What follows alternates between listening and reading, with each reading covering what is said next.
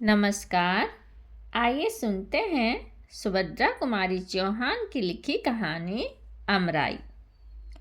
उस अमराई में सावन के लगते ही झूला पड़ जाता और विजयदशमी तक पड़ा रहता। शाम सुबह तो बालक बालिकाएं और रात में अधिकतर युवतियां उस झूलों की शोभा बढ़ाती। यह उन दिनों की बात है जब सत्याग्रह आंदोलन अपने पूर्ण विकास पर था। सारे भारतवर्ष में सम्राज्ञी धधक रही थी। दमन का चक्र अपने पूर्ण वेग से चल रहा था। अखबारों में लाठीचार्ज, गोलीकांड, गिरफ्तारी और सजा की धूम के अतिरिक्त तो और कुछ रहता ही न था। उस गांव में भी सरकार के दमन का चक्र चल चुका था। कांग्रेस के सभापति और मंत्री पकड़कर जेल में बंद कर दिए गए थे। उस दिन राखी थी। बहनें अपने भाइयों को सदा इस अमराई में ही राखी बांधा करती थी। यहाँ सब लोग एकत्रित होकर त्योहार मनाया करते थे। बहनें भाइयों को पहले कुछ खिलाती, माला पहनाती, हाथ में नारियल देती और तिलक लगाकर हाथ में राखी बांधते हुए कहती, भाई इस राखी की लाज रखना, लड़ाई के मैदान में कभी पीठ न दिखाना।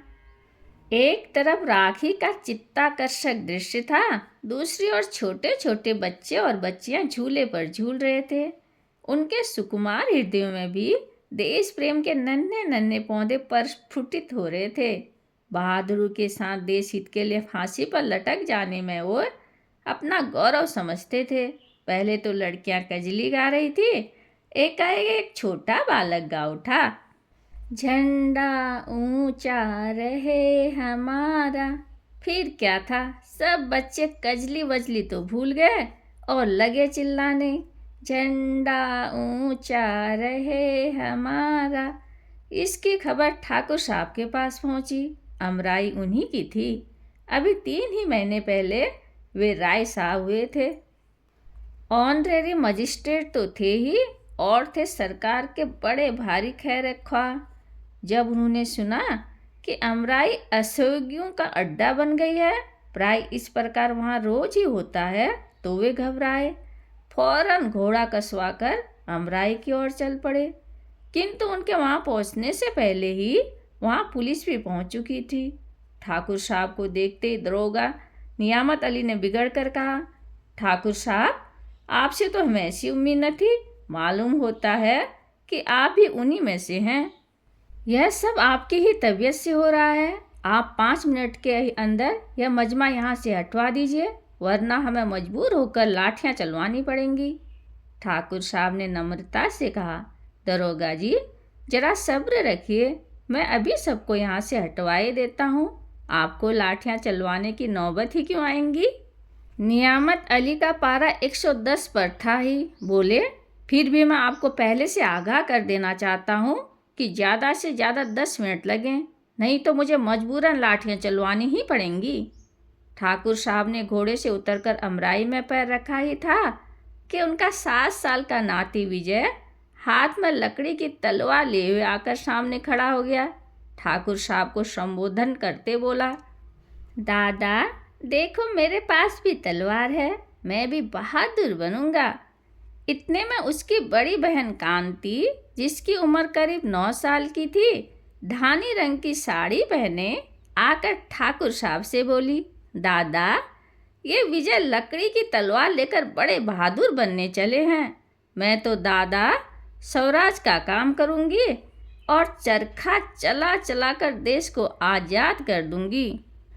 फिर दादा बतलाओ मैं बहादुर बनूंगी कि ये लकड़ी की तलवार वाले। विजय की तलवार का पहला वार कांति पर हुआ। उसने कांति की ओर गुस्से से देखते हुए कहा, देख लेना, किसी दिन फांसी पर न लटक जाऊं तो कहना। लकड़ी की तलवार है तो क्या हुआ, मारा कि नहीं तुम्हें। बच्चों की इन बातों में ठाकुर साहब क्षण भर के लिए अपने आप को भूल से गए।